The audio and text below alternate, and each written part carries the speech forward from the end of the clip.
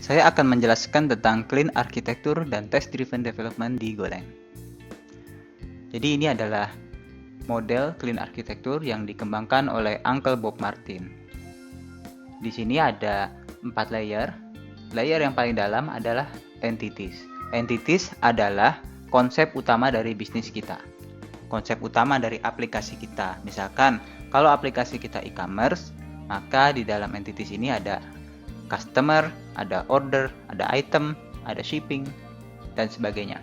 Kalau aplikasi kita berupa blog, maka di dalamnya ada post, comment, ada kategori, dan sebagainya. Kemudian di atas entities, di lingkaran yang lebih luar dari entities ada use case. Use cases ini adalah interaksi antar entities. Misalkan kalau aplikasi kita e-commerce tadi, use case-nya customer membeli produk, customer membayar produk. Jadi dia ada customer, ada produk, lalu ada payment-nya. Itu adalah interaksi antar entities. Nah, di luar dari use case ini adalah adapter. Adapter ini akan menghubungkan use case dengan lingkaran paling luar, yaitu database, ada UI, web, dan device, dan ada external interface. Contoh external interface apa? Misalkan kirim email, kirim SMS, dan sebagainya. Ini adalah diagram yang juga dikembangkan oleh Uncle Bob. Jadi entity ada di sini. Entity-nya di sini, nanti interaktor akan memanggil dan menginteraksikan entity, lalu disimpan ke database melalui entity gateway. Disimpan, misalkan customer diubah, disimpan, lalu diambil lagi untuk transaksi. Itu menggunakan entity gateway. Nah, di luar interaktor ada yang mengakses controller. Controller ini akan mengakses interaktor melalui request model, lalu ada response model.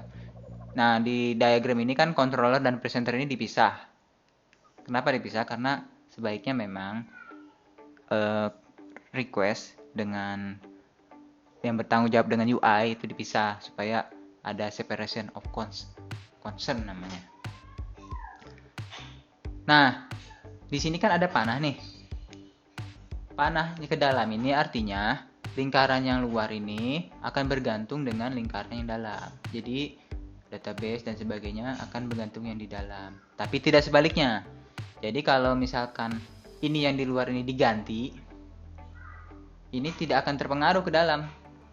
Jadi kalau database diganti, ya entity-nya nggak perlu diganti. Tapi kalau sebaliknya, entity-nya diganti, use case-nya diganti, maka makin keluar ini makin diganti juga. Ketika entity diganti, semua layer di luarnya akan diganti juga. Kemudian seperti diagram tadi kan, interaktor ini bisa mengakses database ya melalui entity gateway. Itu seolah-olah use case ini akan memanggil database. Padahal seharusnya kan nggak begitu, database yang memanggil use case. Database ini yang mengimpor use case, bukan use case yang mengimpor database. Nah, maka di sini juga dijelaskan bahwa kita akan menggunakan interface, jadi diinjek. Bukan diimpor tapi diinjek. Jadi use case ini tidak mengimpor database, tapi database yang diinjeksi ke dalam use case. Seperti itu. Jadi seperti ini, controller misalkan menginjeksikan presenter ke sini melalui use case input. Nanti use case akan memanggil presenter melalui use case output port. Jadi presenter ini, jadi seolah-olah use case memanggil presenter, padahal use case sebetulnya memanggil interface. Interface ini nanti yang akan diinjeksi oleh controller. Sama juga dengan database.